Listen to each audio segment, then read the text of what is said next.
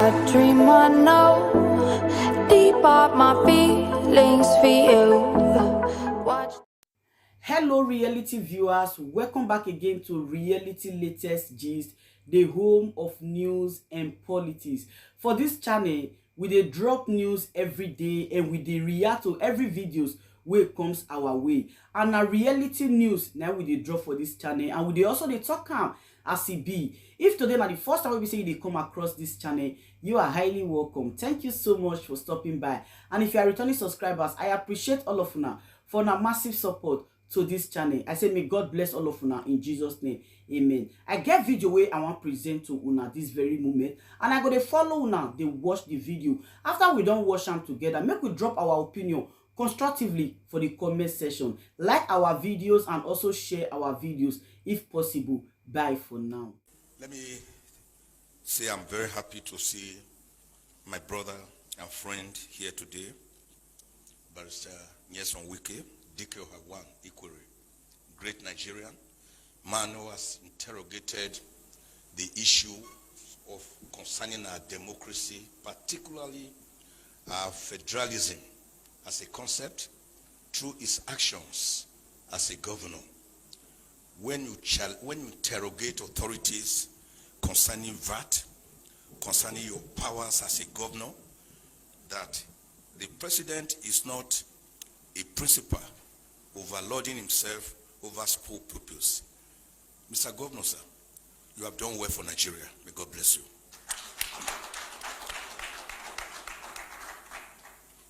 When I listen to my rights activist on the pulpit, that's what I call him, my very good friend, Bishop Hassan Kuka,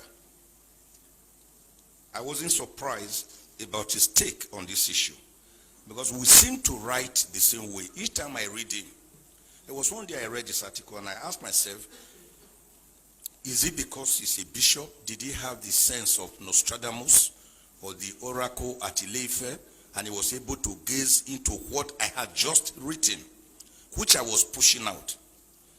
Prolific man, we are lucky to have a you in these perilous times. Continue to speak up. Heavens will not fall. Like one person ever once told me, if the heavens fall, it will fall on all of us. But it's never going to fall. Nigeria nationhood, cohesion, do we have one? I know we don't have one. Nigeria is still yearning for nationhood after her independence since 1960. Perhaps one of the greatest fault lines we have is the way itself by which we came together, cobbled together by Lord Lugard on the 1st of January 1914. Perhaps one of the most or the strongest fault lines is the way we were even named when we were formerly called Royal Niger Company Protectorates. And one young lady felt that name was too long, and she wrote an article in the London Economic Times on the 8th of January 1897. I said we should call that country, that area around the Niger area, which was how we came by the name Nigeria. We didn't really agree that we were going to be one country. The Berlin West African Conference of about 1844 to 1845 merely partitioned West Africa amongst the Portuguese, the Germans, the English people, and all that. So it was not as if we agreed to come together as one nation, which is why everyone is still suspicious of the other one. We already had the Hausa city-states, the Igbo city-states, the Karian Bonu Empire.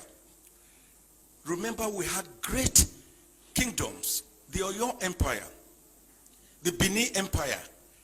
Remember the great role of Oba Ovorami Nogbaise, the man who told the British, don't visit Benin during that holy month in December of 1897. And the British said they must visit. And of course, the guards who were in charge of the moat, seized them and killed them. That was what led to the infamous Benin punitive expedition of 1898, February, led by a British who led 1,200 troops. Didn't we know about people like great kings like Oba or like King Jaja of Opobo? They were already there. Moremi, Queen Idia. So we had our set ways of life, and we were happy before the British came with their mercantilism, holding the Bible in one hand, and of course, slave trade on the other hand.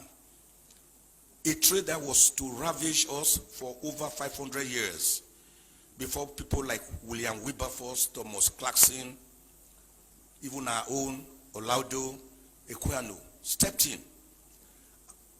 And before the great American, Abraham Lincoln, on the 19th of November, 1863, abolished slave trade, for which, of course, he was promptly executed in 1865. So the problems have been there. That is why no Nigerian believes I am a Nigerian.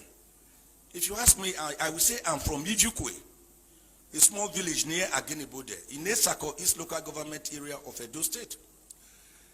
Because unlike what President Kennedy once told the Americans, think not of what your country can do for you, but what you can do for your country. Nigerians ask themselves, what has Nigeria done for us that we are in turn expected to do much for her? That is why go around Abuja or Lagos or any city in Nigeria on Sundays and you see the various town unions, because the people believe more in their town unions, in their village enclaves, than that contraction called Nigeria, which is practicing unitarism rather than federalism. And my bishop brother narrated the history very well. The American Revolution, the independence of 1776, and of course, the Philadelphia Convention between May and September 1787, where they decided to have a more perfect union with 50 confederates coming together. They were already confederates, but they needed to have a more perfect union.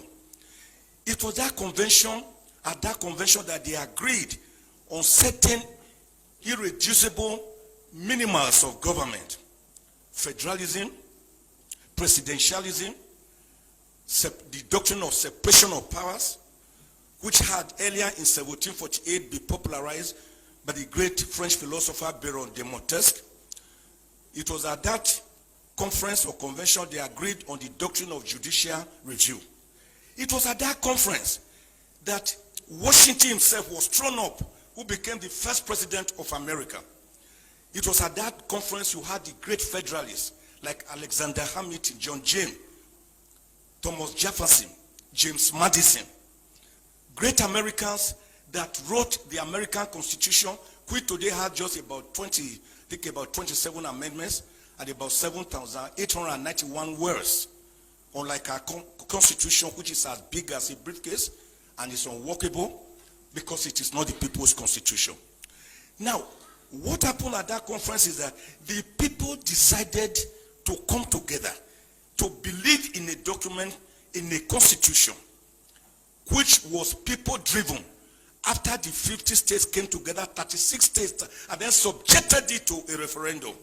So I've always asked the question, why is Nigeria, why are we afraid of that word referendum when we hear of a referendum, plebiscite? Didn't we do it here at least in 1963 on the 10th of August when the Midwest region was separated from the Western region to become the 4th region in Nigeria? So referendum is not something we should be afraid of. The process by which a constitution comes into being is even more important than the contents of that constitution, which is why Nigeria derived the present constitution of 1999, that is actually decree number 24 of 1999. So the American Constitution was people-driven. Unlike the Nigerian Constitution, there was a militarily imposed constitution. It can never enjoy the legitimacy, the credibility, the believability, and the autonomy of the people, because it is not autonomous. It is not people-driven. So Egypt did it. They had their own constitution. Iraq, Iran, after a referendum, Kenya, South Africa, Morocco, Tunisia, Eritrea.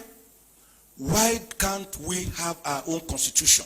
It is not that it will solve all the problems, but it will be the beginning of the solution to the problems, so that mutual respect will come in. We cannot have national cohesion in a state of inequity, in a state of social injustice, in a state of religious intolerance, in a state or a situation where some people believe they are born to rule and others are born to serve as clappers and as hewers of wood and drawers of water. Let me end, sir. Since you are warning me, the way late MKO Abiola put it, I always like to mimic him. Great Nigerian who won the presidency but was murdered and he never reigned for one day.